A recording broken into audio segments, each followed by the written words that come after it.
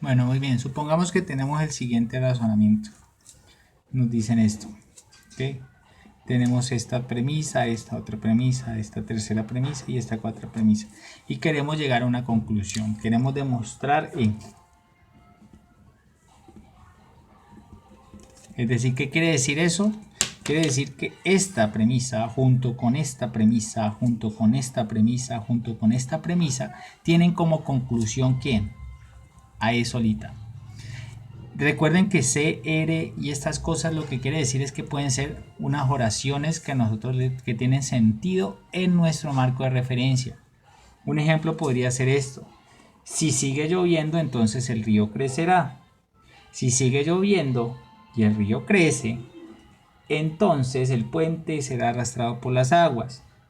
Si la continuación de las lluvias hace que el puente sea arrastrado por las aguas, entonces no será suficiente un camino a la ciudad.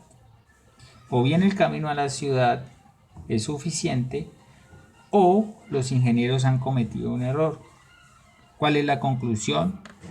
Los ingenieros han cometido un error. Ese es como el objetivo aquí, llegar a que esa es la conclusión. ¿Okay? Ese sería el conjunto de premisas vistas desde el punto de vista formal. Entonces lo que nosotros tenemos que hacer es, dado un razonamiento, lo formalizas, o dado un argumento, o dado digamos, eh, un párrafo, lo formalizas y miras a ver si la conclusión de dicho párrafo es válida o no, utilizando qué cosas, las reglas de inferencia. Entonces, el primer paso que nosotros vamos a hacer, vamos a construir un puente que nos lleve desde estas premisas hasta dónde, hasta E. Eso es lo que vamos a hacer. Válidos, que sean válidos. ¿Ok? Entonces, ¿qué podemos hacer? Por ejemplo, vamos a construir una nueva premisa.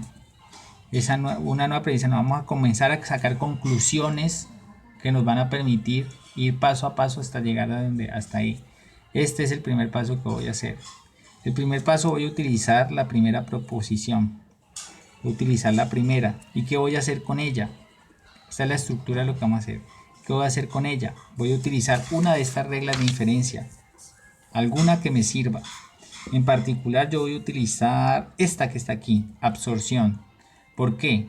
Porque si veamos, aquí me aparece que C, la estructura C y R funcionan como causa de quién? De esto.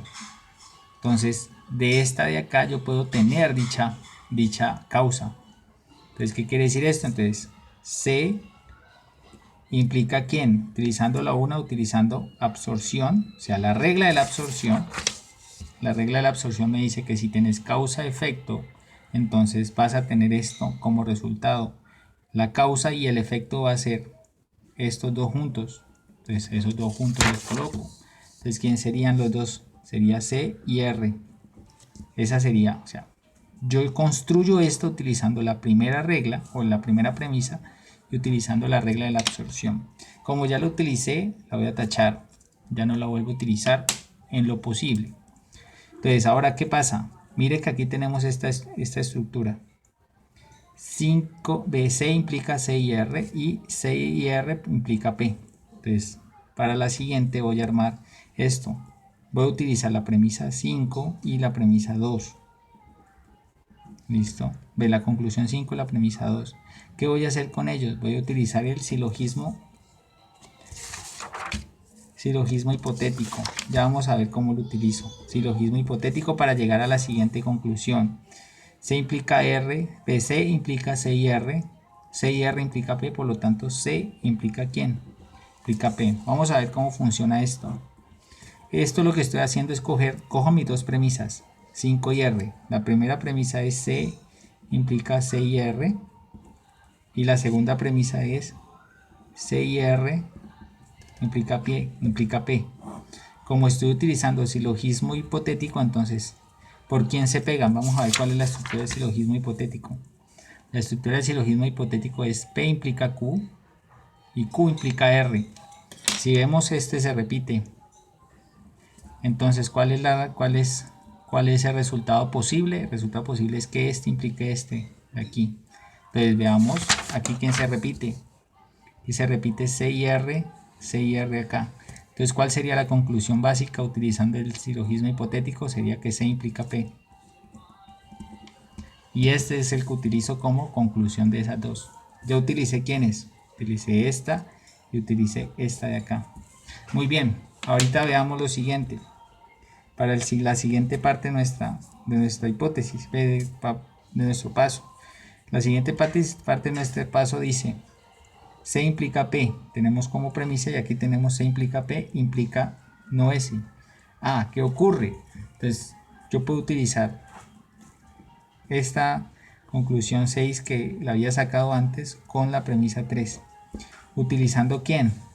Modus ponen. ¿Para llegar a dónde? C implica P, tengo causa-efecto, aquí tengo la causa, por lo tanto voy a tener como efecto no S. Vamos a ver qué significa esto. Utilizo la 6 es C implica P, ¿cierto?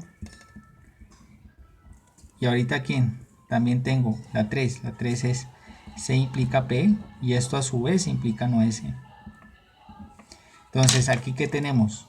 Causa-efecto y tenemos la causa, no importa cómo la leamos, podemos leer en desorden. Causa-efecto y tenemos la causa. Miremos a ver qué cosa nos recuerda esto. El único que no le recuerda es el modus ponens, causa-efecto y tenemos la causa. La única conclusión por el momento sería Q. Entonces voy a utilizar causa-efecto, tenemos la causa. Aquí lo mismo. Causa-efecto, tenemos la causa. La conclusión de esta pequeña parte es ¿quién? No S. Entonces esa sería lo que nosotros hemos puesto acá. ¿Qué cosas yo utilicé? Utilicé esta y utilicé esta de aquí. Muy bien, ahorita ¿qué faltaría? Pues entonces tengo esto como causa, tengo esto como premisa y esto como premisa. Hay que ver si dentro de las estructuras de nuestras silogismos, de nuestras reglas de inferencia hay algo que nos permita hacer esto. Entonces vamos a ver si podemos concluirlo. Vamos a ver qué es lo que nos queda. Nos dice S o E. Tenemos como premisa S o E. No tenemos S. Por lo tanto, debemos tener E. ¿Dónde vemos eso? Lo vemos aquí. Bien, lo vemos aquí en el silogismo disyuntivo. Tenemos P o Q. Si no tenemos P, vamos a tener Q. Si no tuviéramos Q, iríamos a tener P. Entonces, en este caso, P o Q, no P, implica S. Aquí, ¿qué tenemos? S o E, no S, por lo tanto tendríamos E. ¿Qué hemos utilizado? Hemos utilizado la regla 7 y la proposición 4. ¿Utilizando quién? ¿Cómo se llama este? Silogismo disyuntivo. Veamos su estructura. La estructura dice esto. ¿Qué tenemos como premisas? Tenemos como premisa la 4, vamos a colocar S o E. Y tenemos la 7 como premisa, no S. La conclusión posible, aquí tenemos S o E, no tenemos S, la conclusión posible es E. Porque esa es la estructura del silogismo disyuntivo. Y entonces ¿a quién llegamos? Llegamos a E, que era el lugar donde queríamos llegar. ¿Listo? Entonces estos pasos, este primer paso, este segundo paso, este tercer paso y este de aquí constituyen el camino que nos permiten llegar desde dónde, desde estas premisas a esta conclusión de acá. Eso es lo que nosotros hemos armado. Entonces estos son los pasos de nuestro razonamiento. El razonamiento que hemos utilizado ha necesitado la absorción, el silogismo hipotético, modus ponens y el silogismo disyuntivo para llegar a esta conclusión. Esto es lo que nosotros hacemos en un razonamiento. No importa cómo sea. Si vamos a trabajar con proposiciones, vamos a utilizar las reglas de inferencia para ver si un razonamiento es válido o no. Recordemos, un razonamiento o un argumento, que también se le conoce con el mismo nombre, es un párrafo que tiene ciertas proposiciones que van a funcionar como causas de nuestra conclusión. Y hay que mirar si la conclusión a la cual nosotros vamos a llegar la podemos construir un camino para llegar a ella. Si no es posible construir un camino, entonces simplemente decimos que ese argumento es inválido, o si llegamos a otro lugar que no es posible, digamos, llegar al lugar que dice que debemos llegar, entonces decimos que el argumento es inválido. A eso se le llama razonar. En este caso el razonamiento, lo bonito es el asunto de la lógica proposicional y la lógica formal es que nos permite cambiar el lenguaje formal en un conjunto de reglas, y lo que nosotros vamos a hacer es jugar con estas simples relaciones para demostrar si un argumento es válido o no. ¿Okay? Entonces esa es como la gran ventaja de esto. Entonces como tarea de pronto les va a quedar hacer este tipo de demostraciones utilizando este tipo de reglas. ¿Okay? Bueno, eso es todo, y lo que tendría que dejar serían ejercicios. Estaríamos hablando de algunos ejercicios para que ustedes intenten demostrar utilizando las reglas que están aquí. No vamos a formalizar párrafo, no vamos a formalizar cosa porque ya se supone que sabemos formalizar. Lo que vamos a hacer ahora es simplemente utilizar estas reglas para construir los caminos que nos hacen falta para llegar a las conclusiones que queremos. Este tipo de caminos que se siguen utilizando, estas reglitas sencillas, son los que se utilizan mucho en matemáticas. Solamente que ahí también existen otros tipos de trucos para mostrar razonamiento. No solamente son estos, existen muchos más, ¿ya? Y dependiendo del contexto y dependiendo del objeto que estamos trabajando.